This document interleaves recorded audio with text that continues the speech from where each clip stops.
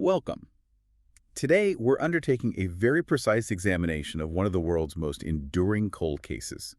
It's a mystery that's just steeped in code, poetry, and a lot of Cold War paranoia. It really is. We're talking about the Somerton Man. Exactly. Our mission here is to conduct a really thorough analysis of this case.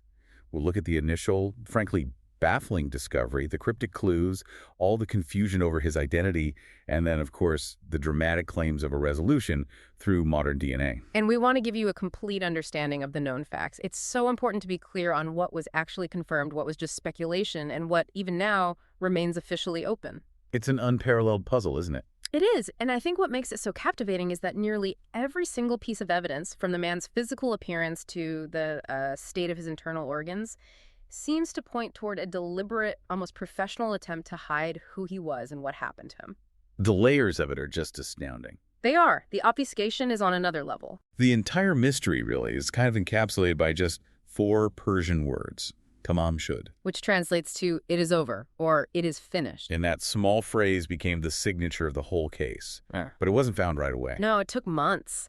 It was a tiny scrap of paper, rolled up and meticulously hidden in a special little fob pocket that had been sewn inside the dead man's trousers. And the significance of those words just gets amplified when you find out where that scrap actually came from. Right. It was torn from the final page of a very specific book, a copy of the Rubáiyát of Omar Khayyám.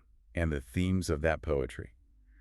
It's 11th century Persian poetry. Yeah. They're all about mortality, fate, hedonism. It just immediately casts this shadow over the death, suggesting some kind of intent. Exactly. Either self-inflicted or a message. We absolutely have to contextualize this moment in history, too. The death occurred on December 1st, 1948. This is right as the global landscape was shifting dramatically. The Cold War tensions were reaching a fever pitch. The public, the police, everyone was extremely sensitive to anything related to espionage or secrecy.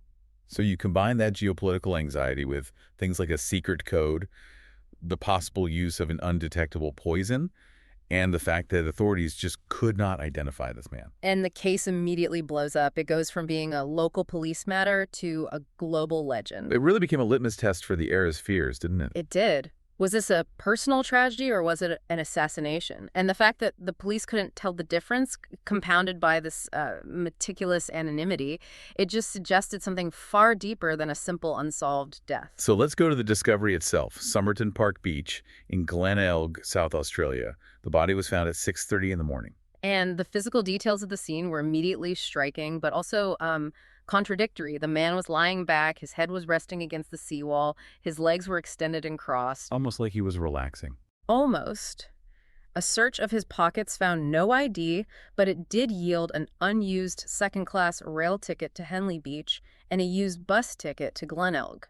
But the most unusual detail, and I think it's often overlooked, was a half-smoked cigarette. Yeah, it was resting right on the collar of his coat. It suggests he hadn't moved since placing it there, or perhaps since he was placed there. And there were crucial witness sightings from the evening before, November 30th. It's so vital for the timeline. Absolutely. Around 7 p.m., a couple saw someone who resembled the dead man. They saw him fully extend his right arm and then just drop it limply, a very strange, isolated movement. And then later. Another couple saw him between 7:30 and 8 p.m. They even commented to each other that it was odd he wasn't reacting to the mosquitoes, which were apparently terrible that night. They just assumed he was drunk or asleep. And these witnesses were adamant that the body was in that same distinctive, relaxed position when the police arrived the next morning. Which led to the initial police theory. He died peacefully right where he sat. But that initial assumption was heavily challenged later on, wasn't it? It was. Heavily. In 1959, so over a decade later, a new witness came forward with a completely different account. What did he say? This man reported seeing a well-dressed man carrying another man on his shoulders along the beach the night before the body was found. Wow. Yeah. This strongly suggested that the body might have been transported or dumped at that location after he was already dead. That one detail just completely changes the interpretation of the body's relaxed posture. And the clean state of his clothing. It changes everything. Let's talk about the victim's physical profile. It was meticulously recorded by the pathologist, John Burton Cleland. He assessed the man as having a Britisher appearance, aged about 40 to 45, and very notably in top physical condition. He was a tall man for that time, 5'11". He was. Gray eyes, fair to ginger-colored hair, a little bit gray around the temples, broad-shouldered, narrow-waisted. But it's the highly specific, unique characteristics that suggest a very particular background or maybe an occupation. Okay, so what specifically made him stand out physically? Well, first, his hands and nails showed absolutely no signs of manual labor. This means he certainly wasn't a laborer, a farmer, or a tradesman in the physical sense. He had soft hands. Suggesting a professional or someone with a sedentary job. Exactly. Second, and this is one of the most bizarre details, was the structure of his feet. Cleland noted that his big and little toes met in a wedge shape. A wedge shape. Yeah. That, along with his pronounced high calf muscles, is often consistent with a dancer, specifically a ballet dancer, What? or perhaps someone who regularly wore certain types of boots, like pointed-toe, high-heeled boots. Which were common in some military or equestrian professions. Right, so he's this physical specimen with these unique structural traits, suggesting a really atypical background, and yet... Zero identification. Precisely. He was clean-shaven, carried no hat, which was highly unusual for a well-dressed man in 1948, no wallet, and every single label had been painstakingly removed from his fashionable clothes. Which were noted as being of American tailoring. Right. And the clean removal of the labels was a huge flag for the police. It screamed deliberate anonymity. On top of that, his dental records were unmatchable to any known person. So all the traditional avenues of identification were blocked right from the start. The medical investigation is where this mystery really pivots. The initial autopsy, it was conducted pretty quickly, estimated the time of death was around 2 a.m. on December 1st. But what pathologist John Dwyer found internally, it was highly suspicious and deeply confusing, especially given the lack of any external trauma. What were the findings? Internally, it was catastrophic, completely inconsistent with a man who just fell asleep and died of natural causes. His heart seemed normal, but there was severe congestion in his pharynx, his gullet, his stomach, with ulceration in the upper digestive tract. So, serious internal damage. Very serious. The liver and kidneys were engorged with blood, and his spleen was described as strikingly large, about 3 times its normal size. And when they looked closer, under a microscope, they saw more evidence of acute systemic failure, destruction of the center of the liver lobules. This whole pattern, the severe organ congestion and damage, it just screamed acute poisoning. and they knew his last meal was a pasty. Right. Eaten roughly 3 to 4 hours before he died. So if the symptoms were so clear, why did they struggle so much with the toxicology? Was that typical for 1948? It was, sadly, typical, especially for certain types of compounds. Despite the obvious internal trauma, toxicology tests found nothing. No foreign substances at all. So Dwyer was convinced it wasn't natural. He was. He concluded the poison was likely a barbiturate or maybe a soluble hypnotic, something that could be absorbed very rapidly. The crucial finding, though, was that the pasty itself was ruled out as the source. Meaning the poison had been administered separately. Exactly. This complete failure of detection. It really pushed the coroner's inquest, which resumed in June 1949, into this realm of truly sophisticated murder or suicide. And this is where Professor Cedric Stanton Hicks comes into the picture. He was a renowned expert in physiology and pharmacology. His testimony was the game changer. It really was. Hicks described specific classes of drugs, cardiac glycosides, which are compounds derived from plants, and they're notorious for their extreme toxicity in tiny oral doses. And these drugs would cause the exact symptoms they saw. Precisely. They attack the heart and the circulatory system, causing rapid systemic failure and severe organ congestion.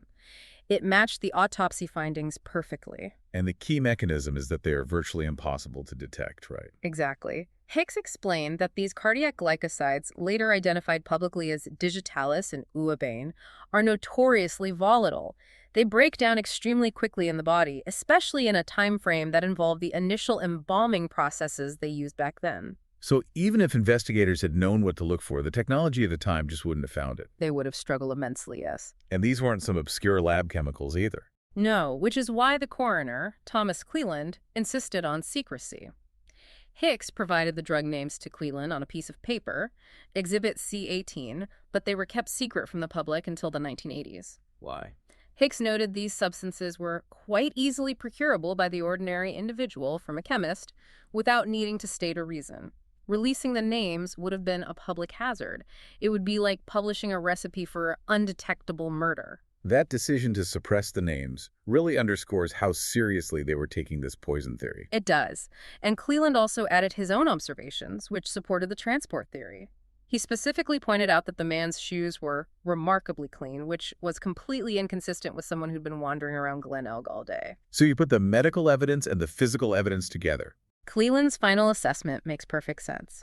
He stated he would be prepared to find the man died from a glucoside poison, non-accidentally administered.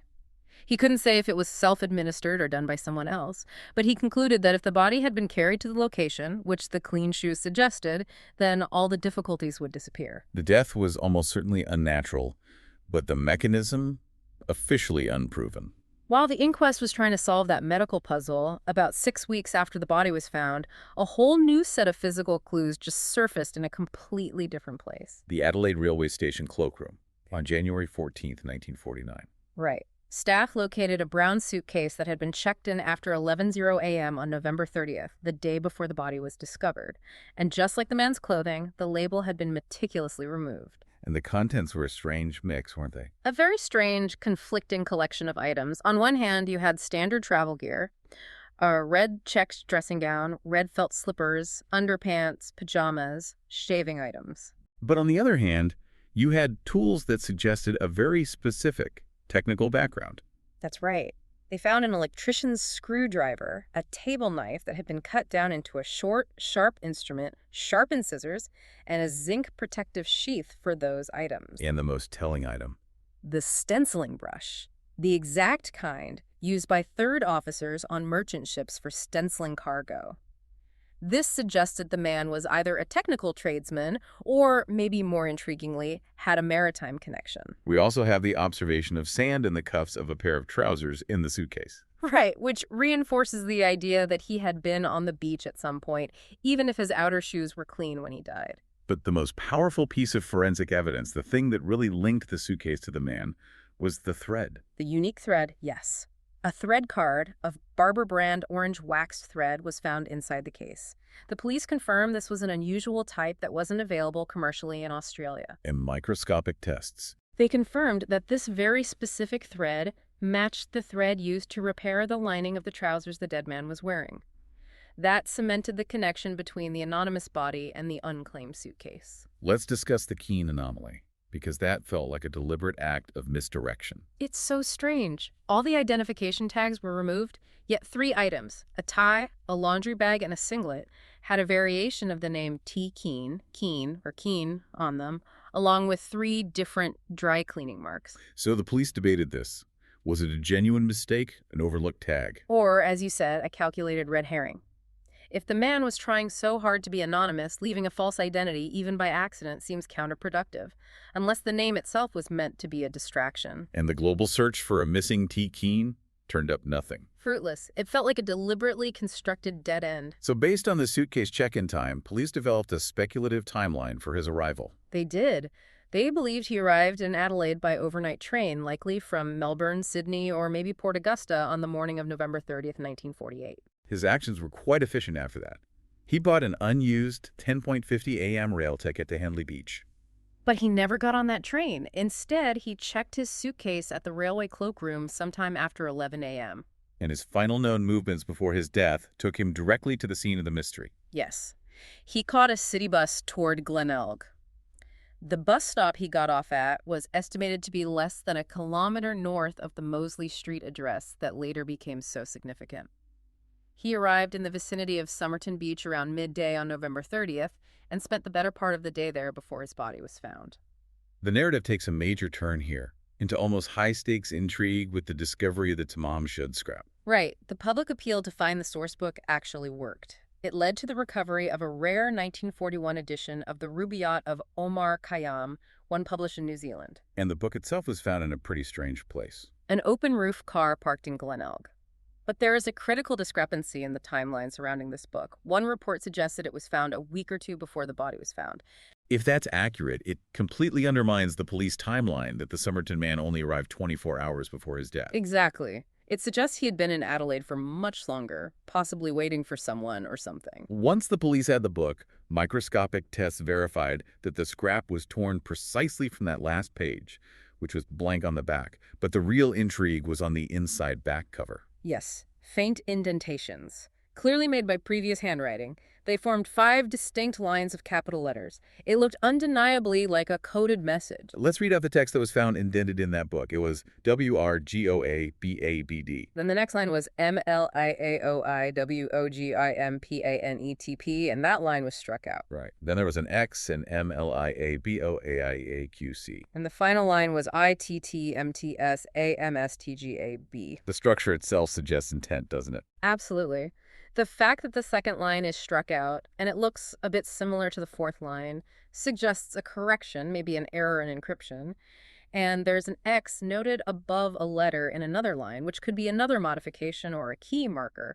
This wasn't just random scribbling. And this is where the Department of Defense cryptographers came in. I mean, these were the experts, and yet they failed to decipher it. Why? Well, the failure really came down to what cryptographers call insufficient symbols. Basically, the total amount of unique text was just too short. You've only got about 40 letters across 5 lines. Not enough to work with. Not at all. They reported that providing a satisfactory answer would be impossible. If the code was a complex cipher, like a Vigenère cipher, or even a one-time pad which might have used the Rubáiyát text itself as the key, there just wasn't enough repetitive structure in the coded text to identify the key pattern. So they ultimately suggested the message could be meaningless or the product of a disturbed mind, which seems like a huge leap. It's almost like they were just dismissing the clue. I think it was a reflection of their frustration, but modern computational analysis has since refined this theory. Research strongly suggests that the letters are actually the initials of some English text. So a form of highly condensed shorthand or an acrostic code. That's the idea. But if it's shorthand, then it's likely indeterminable without the key, right? You can't just reconstruct the source words from initials alone. Precisely. If that last line, ITTMTSAMSTGAB, stands for "It's time to move to South Australia Mosley Street," as some people speculate, you would need the person who wrote it to confirm that. The short length and the high probability of it being shorthand, it makes the original text effectively lost forever. Unless the cipher was something incredibly simple and you had the original book, which was lost. Right. It just highlights the destructive nature of missing evidence. The physical clue was there, the code, but the key to unlocking it disappeared. The telephone number found in the back of the book, though, that was a gift. Unlike the code, it was concrete. It led police directly to a woman named Jessica Ellen Jo Thompson. Her name was originally Jessie Harkness. She was a nurse living on Mosley Street in Glenelg, a critical 400 meters from where the body was found. And her interaction with the police was immediately fraught with suspicion. She denied knowing the man, or why he would be in her suburb, claimed no connection at all. But she did admit that an unidentified man had tried to visit her earlier in late 1948. Yes, and that he'd asked her next-door neighbor about her, so that suggests she was, at a bare minimum, a point of interest for the deceased man. And her reaction when they showed her the plaster cast of the dead man's bust was explosive. It was. Detective Sergeant Lean described her as completely taken aback to the point of giving the appearance that she was about to faint. She immediately looked away and refused to look at it again. That is an extreme, visceral reaction. It's almost proof of recognition. Or at least a very powerful connection. But instead of pressing the issue, the police allowed her to dictate the terms of the investigation. And this is maybe the single most damaging decision in the history of the entire case. I would agree. Thompson requested that police not keep a permanent record of her name or release her details. She claimed it would be embarrassing and harmful to her reputation, especially as she was engaged to be married. And the police agreed. They agreed. They effectively suppressed the identity of their single most promising witness, turning her into this veiled figure of Jestyn for decades. She did confirm she'd owned a copy of the Rubáiyát. She said that back in 1945, when she was working in Sydney, she'd given it to an Australian Army lieutenant, Alf Boxall, and signed it Jestyn. Which led to the brief but intense suspicion that Alf Boxall was the Somerton Man. But he was found alive and well in Sydney in July 1949, and his copy of the Rubáiyát was an intact 1924 edition, so it ruled him out as the victim and his book out as the source of that torn paper. But even though Boxall wasn't the man, his background only fed the existing narrative. Oh, absolutely. The combination of removed labels, undetectable poison, and a secret code fueled this persistent speculation that the Somerton Man was a spy. And the geographic context made that spy theory really sticky. It did. The death occurred near areas of immense strategic interest to post-war intelligence agencies. You had the Radium Hill uranium mine and the Woomera Test Range military research facility nearby. And Boxall's background reinforced this. Right. He was seconded to the North Australia Observer Unit, which was the Special Operations Unit, and he rose in rank very quickly. It just reinforced this idea that Thompson was connected to military or intelligence personnel. And this theory lingered for decades. It was even supported by later family claims. That's right. Jessica Thompson's daughter, Kate, claimed in 2013 that her mother did know the man's identity, and that this identity was known at a level higher than the police force. She also mentioned her mother spoke Russian, Which just added another layer to the espionage narrative. So for 50 years, the story was almost entirely focused on clandestine activities. The Somerton Man case remained an active puzzle, but it was largely a theoretical one until the early 21st century.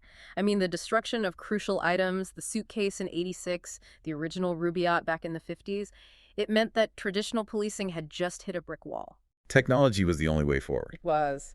And one of the early attempts, before we really got into DNA, was the H.G. Reynolds theory in 2011.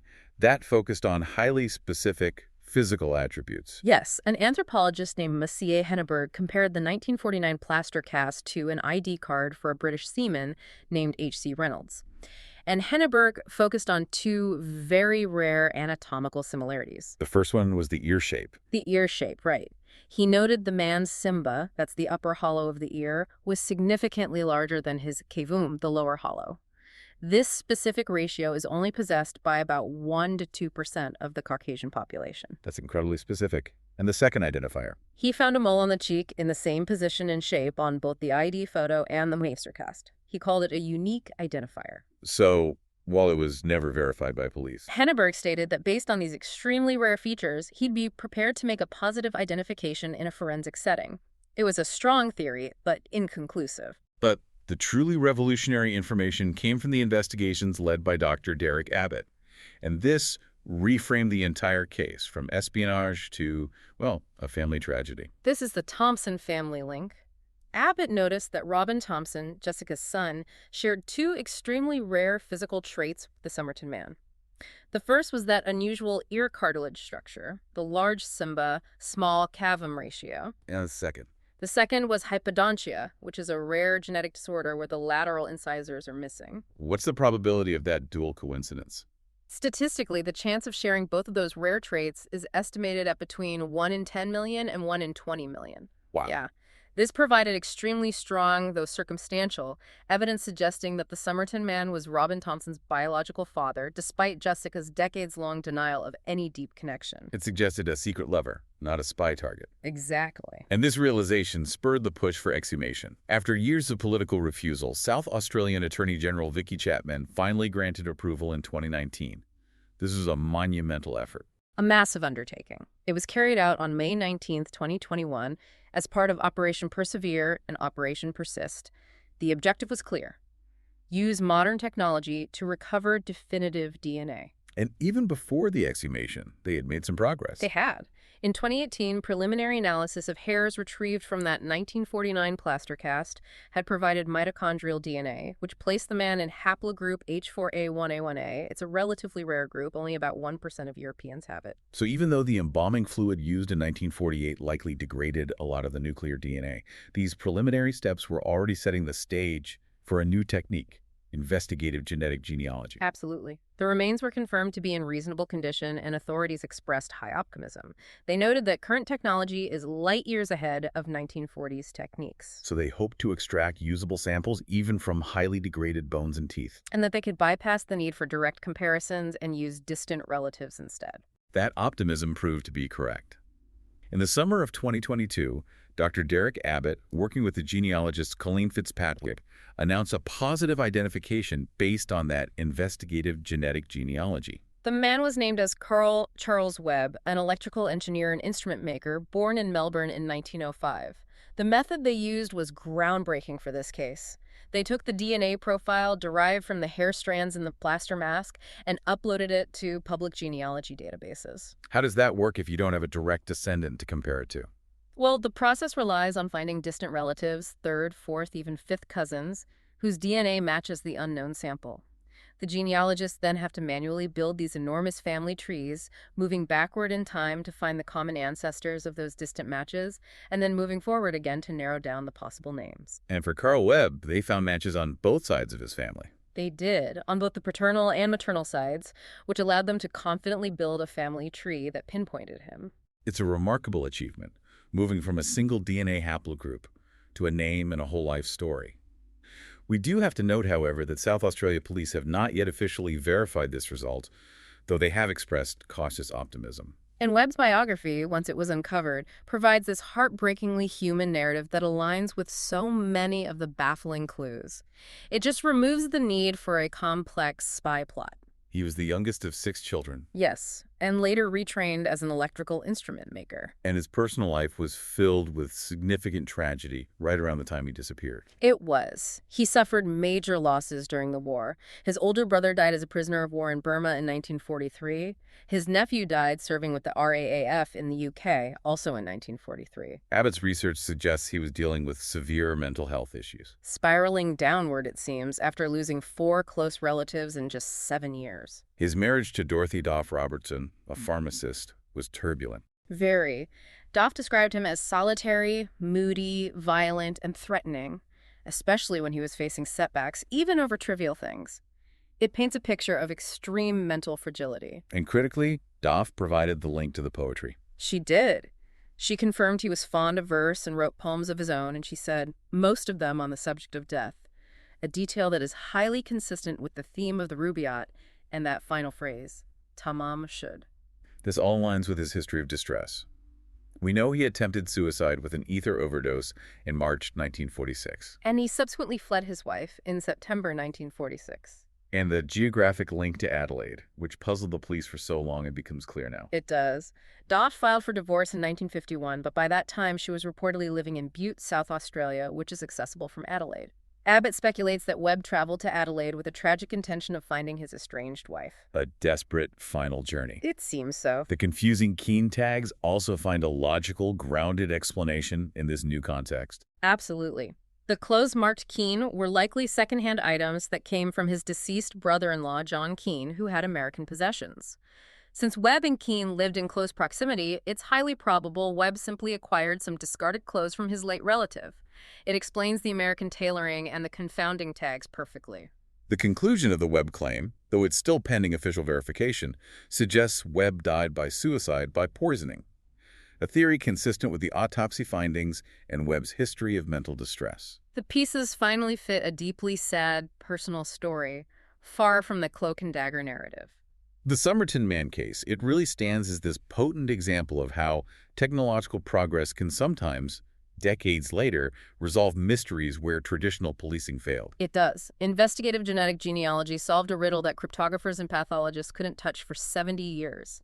It really validates the pursuit of cold cases through these modern methods. Yet it also highlights the persistent gaps that are left when crucial evidence, like the original book, the full autopsy reports, the suitcase contents, was destroyed or lost by the authorities. And the official ruling on the cause of his death remains inconclusive.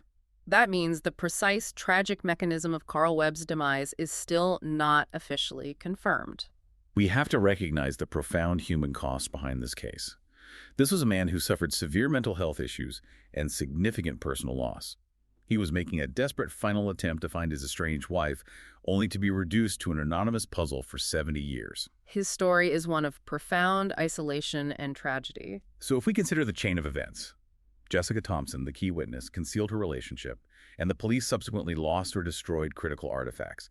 This raises a really important question for you to consider. What impact did these immediate human decisions have on transforming what was likely a private tragedy, the death by suicide of a depressed, estranged man, into an enduring worldwide legend of espionage and murder?